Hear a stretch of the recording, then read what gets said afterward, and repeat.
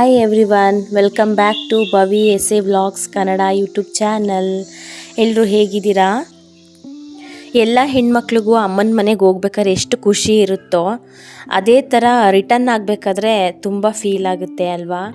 ಹಾಗೆಯೇ ಇವತ್ತು ಅಮ್ಮ ಮನೆಯಿಂದ ವಾಪಸ್ ಬಂದ್ವಿ. ಇಲ್ಲಿ ಬಂದು ನೋಡಿದ್ರೆ ಎಲ್ಲ ಹೂವಿನ ಗಿಡಗಳೆಲ್ಲ ಬಾಡೋಗಿ ಎಕ್ಸ್ಟ್ರಾ ಹುಲ್ಗಳೆಲ್ಲ ಬಂದ್ಕೊಂಡು ನೋಡೋದಕ್ಕೆ ಒಂಥರ ಬೇಜಾರಾಗ್ತಾ ಇತ್ತು. ಅದಕ್ಕೆ ಬಂದಿದ್ದ ತಕ್ಷಣ ನಾನು ಹೂವಿನ ಗಿಡನ ನೋಡೋಣ, ಹೋಗ್ಬೇಕಾದ್ರೆ ಟೀ ಸೊಪ್ಪು ಹಾಕ್ಬಿಟ್ಟು ಹೋಗಿದ್ನಲ್ವಾ, ಅದರಿಂದ ಜಾಸ್ತಿ ಗಿಡಗಳಿಗೆ ಎಫೆಕ್ಟ್ ಆಗಲಿಲ್ಲ, ಚೆನ್ನಾಗೇ ಇದೆ.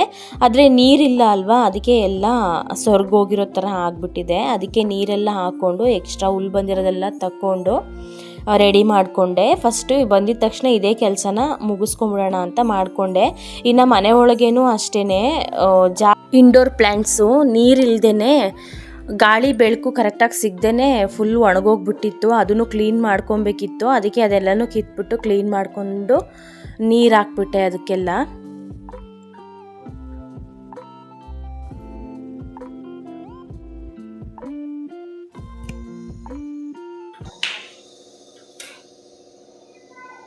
ಇದೆಲ್ಲ ಈ ಥರ ಫುಲ್ ಅರಿಶಿನ ಆಗೋಗ್ಬಿಟ್ಟಿದೆ ಮನೆಯಿಂದ ಬರೋಷ್ಟರಲ್ಲಿ. ನೋಡಿ ಅಂದರೆ ನೀರು ಕಡಿಮೆ ಇರೋದ್ರಿಂದ. ಇನ್ನು ನಾವು ಹೆಣ್ಮಕ್ಳು ಒಂದು 8 ದಿನ ಅಥವಾ ಒಂದು ವಾರ ಮನೇಲಿಲ್ಲ ಅಂತ ಅಂದರೆ ಮನೆಯಲ್ಲಿ ಏನೇನು ಚೇಂಜಸ್ ಆಗುತ್ತೆ, ಏನೇನು ಡಿಫ್ರೆನ್ಸ್ ಇರುತ್ತೆ ಅಂತ ನಾನಂತೂ ಕಂಡ್ಕೊಂಡೆ. ಯಾವುದ್ರಲ್ಲೂ ಗಿಡಗಳಿಗೆ ನೀರು ಹಾಕಿರಲಿಲ್ಲ. ಸೊ ನಾನು ನೀರು ಹಾಕ್ಕೊಳ್ಳೋಣ ಅಂತ. ಇನ್ನು ಅವರು ಬಂದಿದ್ರಲ್ವ, ಅವ್ರಿಗೂ ಏನು ಮಾಡೋದಕ್ಕಾಗಲಿಲ್ಲ ಕೆಲಸ ಇದ್ದಿದ್ದರಿಂದ. ಹಾಗೆ ಅಮ್ಮನ ಮನೆಯಿಂದ ಕೆಸ ತೊಗೊಂಡು ಬಂದಿದ್ದೆ. ಇನ್ನು ನಿಮಗೆ ರೆಸಿಪಿ ಮಾಡಿ ತೋರಿಸೋಣ ಅಂತ ಅಂದ್ಬಿಟ್ಟು ಕರಿಬೇವಿನ ಸೊಪ್ಪು, ನುಗ್ಗೆ ಸೊಪ್ಪು, ಹಾಗೆ ಒಂದು 7-8 ಕಾಯಿ ಇತ್ತು, ಅದನ್ನು ತೊಗೊಂಡು ಬಂದು ಎಲ್ಲನೂ ಜೋಡಿಸಿ ಎತ್ತಿಟ್ಕೊಳ್ಳೋಣ ಅಂತ ತೊಗೊಂಡು ಇಟ್ಕೊತಾ ಇದ್ದೀನಿ. ಹಾಗೆ ಇನ್ನು ಮಧ್ಯಾಹ್ನದ ಊಟಕ್ಕೆ ಇವತ್ತು ಸಿಂಪಲ್ಲಾಗಿ ತರಕಾರಿ ಸಾಂಬಾರು ಮಾಡ್ಕೊಳ್ಳೋಣ. ಅಳಸಂಡೆಕಾಯಿ, ಬೀನ್ಸು, ಟೊಮೆಟೊ ಇತ್ತು, ಫ್ರಿಜ್ ಡೋರ್ ಓಪನ್ ಮಾಡಿದ್ರೆ ಸರಿ, ಅದನ್ನೇ ಮಾಡ್ಕೊಳ್ಳೋಣ ಈಗ ಸಿಂಪಲ್ಲಾಗಿ ಇವತ್ತು ದಿನಕ್ಕೆ ಆಫ್ಟರ್ನೂನ್ ಊಟಕ್ಕೆ ಅಂತ ಅಂದ್ಬಿಟ್ಟು ಮಾಡ್ಕೊಂಡಿದ್ದು. ಅದೇನಿಲ್ಲ, ತರಕಾರಿ ಹಚ್ಕೊಂಡ್ಬಿಟ್ಟು ನಾರ್ಮಲ್ ಖಾರ ರುಬ್ಕೊಂಡು ಮಾಡ್ಕೋತಿರಲ್ಲ ಅದೇ ಥರ ಸಿಂಪಲ್ಲಾಗಿ ಮಾಡ್ಕೊಂಡಿದ್ದು. ಹಾಗೆ ಇನ್ನು ಮಧ್ಯಾಹ್ನದ ಊಟಕ್ಕೆ ಸೈಡ್ಸ್ಗೆ ಅಂದರೆ ನೆಂಚೋದಕ್ಕೆ ಏನಾದರೂ ಬೇಕಲ್ಲ ಅಂತ ಅಂದ್ಬಿಟ್ಟು ನೋಡ್ತಾ ಇದ್ದೆ. ಬಾಕ್ಸ್ ಓಪನ್ ಮಾಡಿ ಪಿಕ್ಕಲ್ ಖಾಲಿಯಾಗಿ ಹೋಗಿತ್ತು. ಹಾಗೆ ಉಪ್ಪಿನಕಾಯಿ ಮಾಡೋಣ ಸರಿ, ಮೊನ್ನೆ ಹೋಗ್ಬೇಕಾದ್ರೆ ನಳ್ಳಿಕಾಯಿ ತಂದಿಟ್ಟಿದ್ದೆ, ಅದು ಸುಮ್ಮನೆ ಇನ್ನು ವೇಸ್ಟ್ ಆಗುತ್ತಲ್ವಾ, ಅದಕ್ಕೆ ಅದನ್ನು ಉಪ್ಪಿನಕಾಯಿ ಮಾಡಿಕೊಂಡ್ರೆ ಒಂದು ವೀಕ್ ಇಟ್ಕೊಂಡು ತಿನ್ಬೋದಲ್ಲ ಅಂತ ಅಂದ್ಬಿಟ್ಟು ಉಪ್ಪಿನಕಾಯಿ ಮಾಡಿಕೊಂಡೆ. ಇನ್ನು ಮಾವಿನಕಾಯಿ, ಆಮೇಲೆ ನಿಂಬೆ ಹುಳಿ, ಇದ್ರದ್ದು ಉಪ್ಪಿನಕಾಯಿ ಎಲ್ಲ ನನಗೆ ಅಷ್ಟು ಬರಲ್ಲ, ಹುಳಿ ಇರೋದ್ರಿಂದ ನಾನು ಜಾಸ್ತಿ ನಲ್ಲಿಕಾಯಿ ಉಪ್ಪಿನಕಾಯಿ ಮಾಡ್ಕೊಂಡು ತಿಂತೀನಿ. ಹೆಲ್ತ್ಗೂ ಕೂಡ ತುಂಬ ಬೆನಿಫಿಟ್ ಇದೆ ಅಂತ ಅಂದ್ಬಿಟ್ಟು ಅದನ್ನು ಮಾಡ್ಕೊತಾ ಇರ್ತೀನಿ ನಾನು. ಅದನ್ನು ನಾನು ಮಾಡೋ ರೀತಿ ಮಾಡಿಕೊಂಡ್ರೆ 1 ವೀಕ್ ಇಲ್ಲ 15 to 1 ಮಂತ್ ಕೂಡ ಸ್ಟೋರ್ ಮಾಡಿ ಇಟ್ಕೊಬೋದು, ಏನೂ ಪ್ರಾಬ್ಲಮ್ ಆಗಲ್ಲ. ಆ್ಯಂಡ್ ಏನೂ ಕೆಡೋದು ಇಲ್ಲ ಕೂಡ, ಚೆನ್ನಾಗಿರುತ್ತೆ. ಇನ್ನು ನಲ್ಲಿಕಾಯಿನ ಒಂದೇ ರೀತಿ ತಿನ್ನೋಕ್ಕಾಗಲ್ಲ, ಉಪ್ಪು ಮತ್ತು ಖಾರ ಹಾಕ್ಕೊಂಡು ತಿನ್ನೋಕ್ಕಾಗಲ್ಲ ಅಂತಂದರೆ ಈ ಥರ ಡಿಫ್ರೆಂಟಾಗಿ ಮಾಡ್ಕೊಂಡು ತಿನ್ಬೋದಲ್ವಾ. ಯಾವ ಥರನಾದರೂ ನಮ್ಮ ಬಾಡಿಗೆ ಯೂಸ್ ಆಗ್ತಾ ಇರಲಿ ಅಂತ ಅಂದ್ಬಿಟ್ಟು ನಾನು ಈ ಥರ ಮಾಡ್ಕೊತಾ ಇರ್ತೀನಿ ಏನಾದರೂ ಡಿಫ್ರೆಂಟು. ಇದನ್ನು ಯಾವ ಥರ ಮಾಡ್ಕೊಳ್ಳೋದು ಅಂತ ಅಂದರೆ, ಚೆನ್ನಾಗಿ ನಲ್ಲಿಕಾಯಿನ ನೀರಲ್ಲಿ ವಾಶ್ ಮಾಡ್ಕೊಂಬಿಟ್ಟು ಒಂದು ಡ್ರೈ ಕ್ಲಾತಲ್ಲಿ ಫುಲ್ ಡ್ರೈ ಆಗೋ ಥರ ಕೂಡ ವಾಶ್ ಮಾಡಬೇಕು, ವಾಟರಲ್ಲೂ ಕೂಡ. ಹಾಗೆಯೇ ಅದರಲ್ಲಿ ನೀರಿನ ಅಂಶ ಎಲ್ಲ ನೀಟಾಗಿ ಹೋಗಬೇಕು, ಆ ಥರ ಉಜ್ಕೊಂಬಿಟ್ಟು ನೆಕ್ಸ್ಟು ಚಿಕ್ಕದಾಗಿ ಪೀಸಸ್ನ ಕಟ್ ಮಾಡ್ಕೊತಾ ಇದ್ದೀನಿ.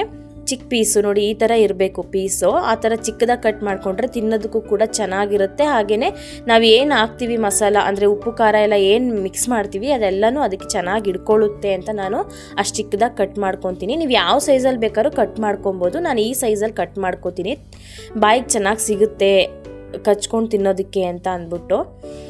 ಹಾಗೆ ಇದಕ್ಕೆ ಇನ್ನು ಖಾರದ ಪುಡಿ 2 ಟೇಬಲ್ ಸ್ಪೂನು ಹಾಕ್ಕೊತೀನಿ. ಹಾಗೆಯೇ 1 ಟೇಬಲ್ ಸ್ಪೂನು ಉಪ್ಪು, ಅದು ಎಷ್ಟಿದೆ ಅದನ್ನು ನೋಡಿಬಿಟ್ಟು ನೀವು ಹಾಕ್ಕೊಳ್ಳಿ. ಉಪ್ಪು 1 ಸ್ಪೂನ್ ಹಾಕ್ಕೊಂಡಿದ್ದೀನಿ. ಇದ್ರ ಜೊತೆಗೆ ಇನ್ನೊಂದು ಪೌಡರ್ ಕೂಡ ನಾವು ರೆಡಿ ಮಾಡ್ಕೋಬೇಕಾಗುತ್ತೆ. ಅದಕ್ಕೆ ಒಂದು ಕಡಾಯಿಗೆ ಸಾಸಿವೆ 1 ಟೇಬಲ್ ಸ್ಪೂನು, 1 ಸ್ಪೂನು ಜೀರಿಗೆ, ಹಾಗೆ 1/4 ಸ್ಪೂನಷ್ಟು ಮೆಂತೆ ಹಾಕ್ಕೊಂಡಿದ್ದೀನಿ. ಮೆಂತೆ ತುಂಬ ಹಾಕ್ಕೊಂಡ್ರೆ ಕೈ ಬಂದುಬಿಡುತ್ತೆ, ಟೇಸ್ಟ್ ಕೂಡ ಚೆನ್ನಾಗಿರಲ್ಲ. ನಾನು ಫಸ್ಟ್ ಟೈಮ್ ಮಾಡಿದಾಗ ನನಗೆ ಹಾಗೆ ಆಗಿತ್ತು, ಹಾಗಾಗಿ ನಾನು ಈ ಸತಿ ಕಡಿಮೆ ಹಾಕ್ಕೊಂಡಿದ್ದೀನಿ. ಹಾಗೆ ಮಿಕ್ಸರ್ ಗ್ರೈಂಡರ್ಗೆ ಹಾಕ್ಕೊಂಬಿಟ್ಟು ಅದನ್ನ ಚೆನ್ನಾಗಿ ಹುರ್ಕೊಂಡು ಗ್ರೈಂಡರ್ ಮಾಡಿಕೊಂಡು ಆ ಪೌಡರನ್ನು ಹಾಕ್ಕೊಂಡಿದ್ದೀನಿ. ಹಾಗೆಯೇ ಲೆಮನ್, 1 ನಿಂಬೆ ಹುಳಿನೂ ಕೂಡ ಹಿಂಡ್ಬಿಟ್ಟು ಹಾಕ್ಕೊಂಡಿದ್ದೀನಿ. ಅದು ಚೆನ್ನಾಗಿ ಮಿಕ್ಸ್ ಮಾಡ್ಕೊಬೇಕು. ಅದು ಮಿಕ್ಸ್ ಮಾಡಿ ಒಂದು 5 ಟು 10 ಮಿನಿಟ್ಸ್ ಇಟ್ಟರೆ ಸಾಕು. ಅಷ್ಟರಲ್ಲಿ ನಾನೊಂದು ಕಡಾಯಿಗೆ ಎಣ್ಣೆ, ಹಾಗೆ ಕರಿಬೇವಿನ ಸೊಪ್ಪು, ಸಾಸಿವೆ ಮತ್ತು ಬೆಳ್ಳುಳ್ಳಿನ ಹಾಕ್ಕೊಂಡು ಫ್ರೈ ಮಾಡ್ಕೊತೀನಿ. ಬೆಳ್ಳುಳ್ಳಿ ಜೊತೆಗೆ ನೀವು ಒಣಮೆಣ್ಸಿನ್ಕಾಯಿ ಕೂಡ ಹಾಕ್ಕೊಬೋದು, ಆಪ್ಷನಲ್ಲು. ಇಷ್ಟ ಇದ್ದರೆ ಹಾಕ್ಕೊಳ್ಳಿ. ನಾನು ಹಾಕ್ಕೊಂಡಿಲ್ಲ ಇಲ್ಲಿ, ನನಗೆ ಅದು ಇಷ್ಟ ಆಗಲ್ಲ. ಅದು ತಿನ್ನಬೇಕಾದ್ರೆ ಬಾಯಿಗೆ ಸಿಗುತ್ತಲ್ಲ, ನನಗೆ ಅದಷ್ಟು ಇಷ್ಟ ಆಗಲ್ಲ. ಅದಕ್ಕೆ ನಾನು ಅದನ್ನ ರಿಮೂವ್ ಮಾಡಿದ್ದೀನಿ, ಅದನ್ನು ಹಾಕ್ಕೊಂಡಿಲ್ಲ. ನೀವು ಹಾಕ್ಕೊಳ್ಬೇಕು ಅಂತಂದರೆ ಚೆನ್ನಾಗಿ ಅದನ್ನು ಫ್ರೈ ಮಾಡ್ಕೊಂಬಿಟ್ಟು, ಬೆಳ್ಳುಳ್ಳಿ ನೋಡಿ ಈ ಕಲರ್ಗೆ ಅದು ಕನ್ವರ್ಟ್ ಆದಮೇಲೆ ಅದನ್ನು ಏನು ನಾವು ಉಪ್ಪು ಖಾರ ಮಿಕ್ಸ್ ಮಾಡಿಟ್ಟಿದ್ವಲ್ಲ ಅದ್ರ ಜೊತೆ ಹಾಕ್ಕೊಂಬಿಟ್ಟು ಚೆನ್ನಾಗಿ ಮಿಕ್ಸ್ ಮಾಡ್ಕೊಬೇಕು. ಆ ಆಯಿಲು ಮತ್ತು ಉಪ್ಪು ಖಾರ ಹುಳಿ ಎಲ್ಲನೂ ಇಟ್ಕೊಬೇಕು. ಅದಕ್ಕೆ ಒಂದು 15 ಮಿನಿಟ್ಸು ಮ್ಯಾರಿನೇಟ್ ಆಗೋದಕ್ಕೆ ಬಿಟ್ಬಿಡಿ. ಅದು ಚೆನ್ನಾಗಿ ಮಿಕ್ಸ್ ಆದಮೇಲೆ ಎತ್ತಿಟ್ಕೊಂಡು ಬೇರೆ ಬಾಕ್ಸಿಗೆ ಕಂಟೈನರ್ಗೆ ಹಾಕ್ಕೊಂಡ್ರೆ ಆಯಿತು. ಇವಾಗ ನೋಡಿ ರೆಡಿ ಆಗಿದೆ ಉಪ್ಪಿನಕಾಯಿ. ನಾನು ಅದನ್ನ ಟೇಸ್ಟ್ ಮಾಡಿ ತೋರಿಸ್ತಾ ಇದ್ದೀನಿ ರೈಸ್ ಜೊತೆ. ತುಂಬ ಚೆನ್ನಾಗಿರುತ್ತೆ. ನೀವು ಟ್ರೈ ಮಾಡಿ ಹೇಗಿದೆ ಅಂತ ಕಮೆಂಟ್ ಬಾಕ್ಸಲ್ಲಿ ತಿಳಿಸಿ. ಇಷ್ಟ ಆದರೆ ಲೈಕ್ ಮಾಡಿ. ಸಬ್ಸ್ಕ್ರೈಬ್ ಮಾಡದೆ ನೋಡ್ತಾ ಇರೋರು ದಯವಿಟ್ಟು ಸಬ್ಸ್ಕ್ರೈಬ್ ಮಾಡಿ. Thank you.